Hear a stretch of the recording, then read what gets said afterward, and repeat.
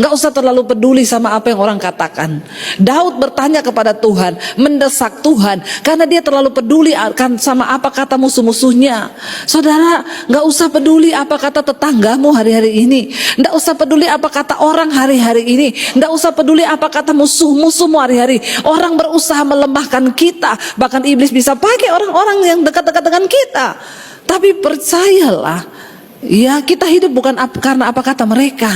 Kita hidup karena apa kata firman Tuhan. Nggak usah gengsi. Biar orang mau bilang apa, biarin. Jalani hidup bersama dengan Tuhan. Mari kita lebih peduli pada apa kata Tuhan daripada kata orang. Hari-hari ini banyak orang masuk dalam masalah. Kenapa? Cuma karena gengsi. Nanti apa orang bilang. Ya, kita ini walaupun nggak punya duit harus tetap beli mobil. Soalnya kalau kita nggak punya mobil, apa kata tetangga?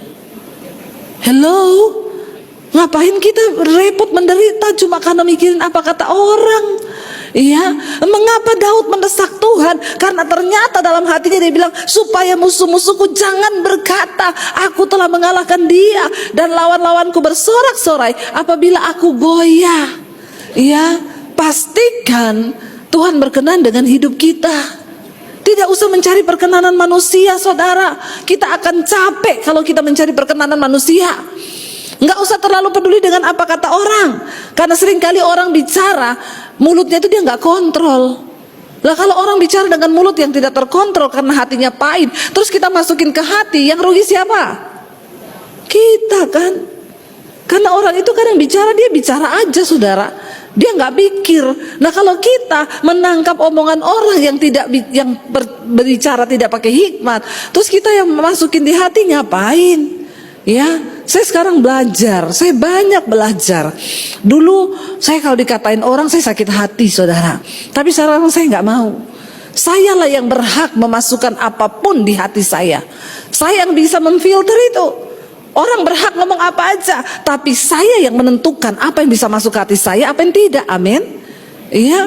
Loh, saya itu loh, cuplikan khotbah saya ada di Facebook. Khotbah saya itu begini, saudara.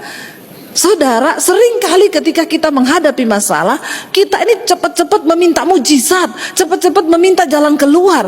Padahal ketika kita menghadapi masalah, mari kita berdoa terlebih dahulu, minta hikmat dan pengertian apa maksud Tuhan di balik masalah itu. Cuplikan khotbah saya itu. Ada orang yang komen gini, pendeta satu ini selalu kalau khotbah suruh-suruh jemaat-jemaat minta-minta sama Tuhan. Nyambung nggak? Padahal khotbah saya apa? Kalau engkau menghadapi masalah, jangan buru-buru minta jalan keluar. Dan dia mengkomen di situ, saudara, ini pendeta satu kalau khotbah suruh-suruh jemaat selalu minta-minta sama Tuhan. Ini kan orang bicara nggak pakai akal kan?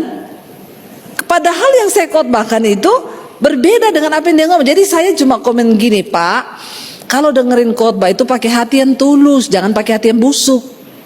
Nanti kebalik dengernya. Yang saya omongin di khotbah itu apa, Pak? Terus dia bilang, oh iya, maaf Bu. Nah, coba kalau kita masukin hati yang begitu, saudara, siapa yang rugi? Makanya jangan terlalu peduli dengan apa kata orang. Daud, kenapa dia hampir menyalahkan Tuhan dan berkata Tuhan melupakan dia? Karena dia bilang supaya jangan musuh-musuhku beranggapan bahwa aku ini sudah goyah, bahwa mereka itu mengalahkan aku. Nggak apa-apa. Orang beranggapan pun kita kalah, orang beranggapan kita ini apa, nggak apa-apa. Emang gue pikirin, ada juga gue singkirin. Amin. Jangan dimasukin hati. Ampuni orangnya, buang perkataannya. Mari belajar hidup menurut perkataan firman Tuhan, saudara.